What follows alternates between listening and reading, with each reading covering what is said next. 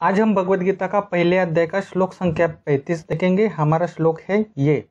एतान हन्तुमि इच्छामि न तो अपि मधुसूदन अपि त्रैलोक्य राज्यस्य हेतुः किं नु महि कृते। एतान हन्तुमिच्छामि न तो अपि मधुसूदन अपि त्रैलोक्य राज्यस्य हेतुः किं नु महि कृते। अब हम श्लोक का संधि विच्छेद और उसका हिंदी अर्थ देखते हैं। हमारे श्लोक की पहली लाइन है एतान हन्तुमि इच्छामि न तो अपि मधुसूदन। इसका अब संधि विच्छेद करते हैं। एतान का संधि विच्छेद जैसे है वैसे ही आएगा, सिर्फ न यहाँ पे हलंत आएगा। हन्तुमि इच्छामि, इसका संधि विच्छेद कैसे होगा? हन्तुम धन इच्छामि न तो अपि घ तो, यहाँ पे न भी उच्चार होता है और घ भी उच्चारण होता है। घतो धन अपि मधुसूदन, जैसे है वैसे ही आएगा। अब हम हिंदी अर्थ देखते हैं। एतान का बहुत बार हमने अर्थ देखा है। एतान का मतलब होता है वे सब। हन्तुम धन इच्छामि, इसका हिंदी अर्थ क्या है?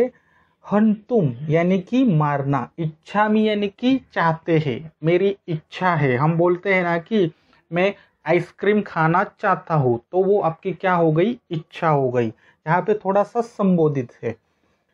घतो अपि, घतो यानी कि मारे, अपि का अर्थ होता है हमें। मधुसूदन है, मधुसूदन जैसे है वैसे आएगा। अब हम श्लोक की दूसरी लाइन देखते हैं। अपि त्रैलोक्य राज्यस्य हेतुः किं नु महि कृते। इसका संधि विच्छेद करते हैं। अपि जैसे है वैसे ही आएगा। त्रैलोक्य राज्यस्य, इसका संधि विच्छेद कैसे होगा? त्रैलोक्य धन राज्यस्य। घेतोः का संधि विच्छेद जैसे है वैसे आएगा। किम, ये बहुत बार शब्द गया दोस्तों हमें। इसका संधि विच्छेद कैसे होगा? कि म जो है वो हलंत आएगा। नु महि कृते, जैसे है वैसे ही आएगा। महि शब्द अलग है, कृते शब्द अलग है। तो महि धन कृते।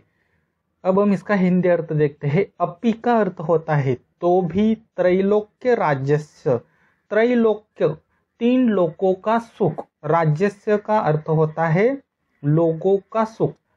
तीन लोक है, जो ब्रह्मा लोक है, विष्णु लोक है और महेश लोक है, उसको त्रैलोक्य कहा जाता है।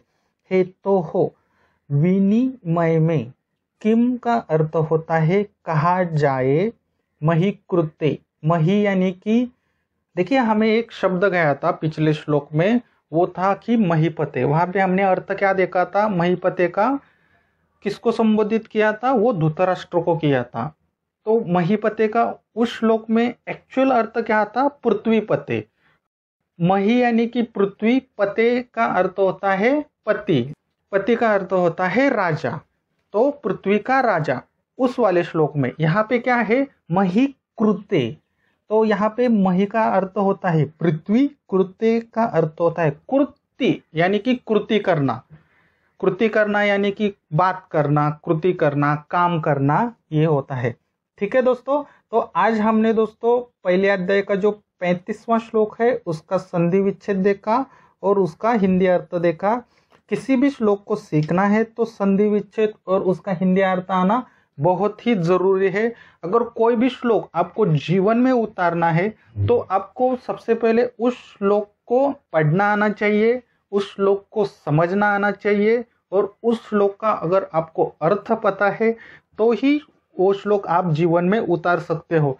नहीं तो आपको YouTube में बहुत सारे वीडियो मिल जाएंगे, वहां पे आप सभी श्लोक देख भी सकते हैं, लेकिन वो ज्यादा जीवन में काम करते नहीं। क्यों करते नहीं है? क्योंकि वो श्लोक आपके स्मरण में नहीं है। देखिए जीवन में जो भी परिस्थिति आती है, हर श्लोक किसी ना किसी परिस्थिति से जुड़ा हुआ है। अगर उस परिस्थिति में आपको श्लोक पता ही नहीं है तो वो काम कैसे करेगा? जैसे मान लो आपको पुणे से मुंबई जाना है और आप स्वारगेट के बस स्टैंड पे खड़े हो। हाँ, तो जो गाड़ी आने वाली है, जो बस आने वाली है, वो ही आपको पता नहीं तो आप जाओगे कैसे? वैसे तो आपको बहुत सारे बस दिखाई दे रहे हैं उधर, लेकिन जो मुंबई में जाने वाली बस है वही पता नहीं है तो आप कैसे जाओगे? सेम एग्जैक्टली संस्कृत श्लोक के साथ भी, भगवत गीता के श्लोक के साथ भी ऐसा ही होता है। अगर वो श्लोक आपके स्मरण में नहीं है, स्मरण के साथ साथ आपको उसका अर्थ नहीं पता, तो आप जीवन में नहीं उतार सकते। किसी भी यूट्यूब चैनल पर आपको ये संधि विच्छेद और इसका हिंदी अर्थ नहीं बताते। वो डायरेक्टली क्या करते हैं, श्लोक लेते हैं और उसका नीचे अर्थ बताते हैं, लेकिन 99% लोग उसको जीवन में नहीं उतार पाते। क्यों? क्योंकि ये संस्कृत के श्लोक उनको पता ही नहीं है। कोई लोग ऐसे हैं तो उनको पढ़ने भी नहीं आता, तो जीवन में कैसे उतारोगे? अगर आपको अंग्रेजी सीखनी है तो आपको अंग्रेजी के शब्द, उसका शब्दशः अर्थ क्या है वो समझना पड़ेगा, फिर आप बोल सकते हो। सेम वैसे ही है संस्कृत श्लोक का आपको संधि विच्छेद और उसका हिंदी अर्थ। अगर आपकी बंगाली भाषा है तो आपको बंगाली में उसका अर्थ पता होना चाहिए। अगर आपकी मलयालम भाषा है तो आपको मलयालम भाषा में आना ही चाहिए। भारत की भाषा हिंदी है जो सभी राज्यों में चलती है, इसलिए हम हिंदी में उसका अर्थ देखते हैं। ठीक है दोस्तों, अब हम देखते हैं संस्कृत श्लोक कैसे पढ़ते हैं और श्लोक का हिंदी अर्थ क्या है। किसी भी श्लोक को पढ़ने के लिए हम लोग उसके 4 भाग करते हैं। हम यहाँ पे 3 बार श्लोक पढ़ेंगे। आप भी कृपया करके पीछे से उस श्लोक को पढ़िए ताकि ये श्लोक जो है वो आपके मुख तक आए। एतान हन्तुमिच्छामि न तो अपि मधुसूदन अपि त्रैलोक्य राज्यस्य हेतो किं नु महि कृते। एतान हन्तुमिच्छामि घतो अपि मधुसूदन अपि त्रैलोक्य राज्यस्य हेतोः किं नु महि कृते। एतान हन्तुमिच्छामि न तो अपि मधुसूदन अपि त्रैलोक्य राज्यस्य हेतोः किं नु महि कृते। अब हम देखते हैं इसका हिंदी अर्थ क्या है। बहुत ही सरल अर्थ है। यहाँ पे भगवान श्री कृष्ण को अर्जुन क्या कहने की कोशिश कर रहा है, एतान हन्तुम इच्छामि न तो अपि मधुसूदन। वे सब मारना चाहते हैं, वे सब मारना चाहते हैं, मारे हमें हे मधुसूदन। यहाँ पे अर्जुन क्या कह रहा है कि हे मधुसूदन, अगर वो हमें मारना भी चाहते हैं फिर भी वो मार दे, तो भी तीनों लोगों का सुख विनिमय में कहा जाए, पृथ्वी की बात ही अलग है। देखिए अभी हम डिटेल में देखते हैं। अभी ऐसे तो हमने शब्दशः अर्थ देखा, संस्कृत के जो श्लोक के शब्द है उसका अर्थ देखा। यहाँ पे अर्जुन कहना क्या चाहता है, बारीकी से ध्यान देना। ये आपके जीवन में भी बहुत बार ऐसे होता है कि ये क्या कह रहा है कि वो सब हमें मारना चाहते हैं तो मार दे। क्योंकि क्या है, अगर हम युद्ध करेंगे, उनका वध करेंगे, फिर वो राज्य, धन और सुख मिलेगा। अगर वो ही लोग नहीं रहेंगे, ऐसी परिस्थिति में, अब यहाँ देखिए, ऐसी परिस्थिति में त्रैलोक्य राज्यस्य किम नु महि कृते। ऐसी परिस्थिति में तीनों लोगों का सुख भी हमें विनिमय नहीं है, यानी कि हमें वो एक्सेप्ट नहीं है, तो पृथ्वी की बात ही अलग है। अर्थात वो ये बोल रहा है कि अगर हमें ये जो तीनों लोक है वो भी हमें मिल जाए, फिर भी हम युद्ध नहीं कर सकते, तो पृथ्वी की बात तो अलग ही है। क्यों? क्योंकि यहाँ पे उसके परिवार के लोग हैं। फॉर एग्जाम्पल, अब हमारे जीवन से इस श्लोक को जोड़ते हैं। अगर आपको मान लो किसी ने 100 करोड़ रुपए दे दिए, आपका कोई भी रिलेटिव जिंदा नहीं रहेगा। हाँ, हालांकि बाकी के लोग रहेंगे, लेकिन आपके पास जो 100 करोड़ है उसको खर्चा करने के लिए आपके परिवार के लोग तो चाहिए ना। आपके मित्र चाहिए, आपके पौत्र चाहिए, आपकी पत्नी, आपके पति, आपके माता पिता, जो भी आपके परिवार के लोग हैं, अगर वो ही नहीं रहेंगे तो अनजान लोगों के लिए आप क्यों पैसा कमाओगे। हाँ, ये बात अलग है अगर आप सन्यासी हो, योगी हो, साध्वी हो, क्योंकि वो लोग तो पूरे ब्रह्मांड को ही अपना परिवार मानते हैं। संपूर्ण समाज को वसुदेव कुटुंब की तरह वो देखते हैं, यानी कि सारे जो लोग हैं वो हमारे ही मित्र हैं, हमारे ही परिवार के हैं।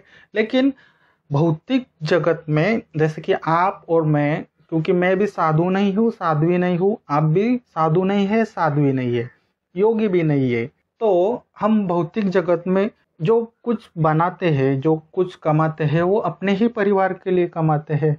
अर्जुन भी यहाँ पे बोल रहा है कि तीनों लोगों को सुख भी मिल जाए तो भी मैं नहीं करूँगा, तो इस पृथ्वी की तो बात ही अलग है। आपके और मेरे एग्जाम्पल में क्या आएगा भाई, 100 करोड़ में से अगर 50 करोड़ भी मिलता है तो भी ऐसा पैसा किस काम का। ठीक है दोस्तों, यही है अर्थ इस श्लोक का। अगर इस श्लोक में आपको कुछ और भी डिटेल जानना है तो कमेंट्स बॉक्स में कमेंट्स जरूर करना, मैं आपके प्रश्न का उत्तर जरूर दूंगा। अब हम देखते हैं श्लोक कैसे याद रखें। किसी भी श्लोक को याद रखने के लिए हम लोग विजुअलाइजेशन करते हैं, और विजुअलाइजेशन के लिए 5 ज्ञान इंद्रियों का यूज करना बहुत ही जरूरी है। अब यहाँ थोड़ा फास्टली विजुअलाइजेशन करते हैं, ताकि क्या होता क्या है, क्योंकि वीडियो बहुत बड़ी हो जाती है, फिर वो बड़ी वीडियो कोई देखने में इंटरेस्ट नहीं होता, तो हम फास्टली विजुअलाइजेशन करते हैं। आप और मैं दोनों ही एक साथ ही आज जाएंगे। हम लोग कुरुक्षेत्र की युद्ध भूमि पर है, सामने रथ पर अर्जुन खड़ा है, अर्जुन के रथ पर ऊपर कपिध्वज है यानी कि हनुमान का ध्वज है, उसके जस्ट नीचे सारथी की जगह पे भगवान श्री कृष्ण है। और अर्जुन अब भगवान श्री कृष्ण को क्या कहना चाहते हैं ये देखेंगे।